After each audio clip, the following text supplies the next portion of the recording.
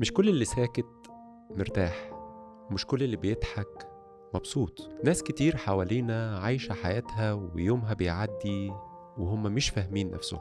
حياتنا مليانة خوف ومليانة وجع، محتاجين ان انتوا تقربوا منهم. ناس حوالينا بنشوف كل يوم صورهم، بنشوف اشكالهم، ما نعرفش معتقداتهم عاملة ازاي، ما نعرفش افكارهم عاملة ازاي، ما نعرفش هما بيكنوا لينا حياة شكلها عاملة ازاي. وفي مننا ناس كل يوم بتتقهر، وكل يوم بتنام موجوعة، مخزولة، مظلومة.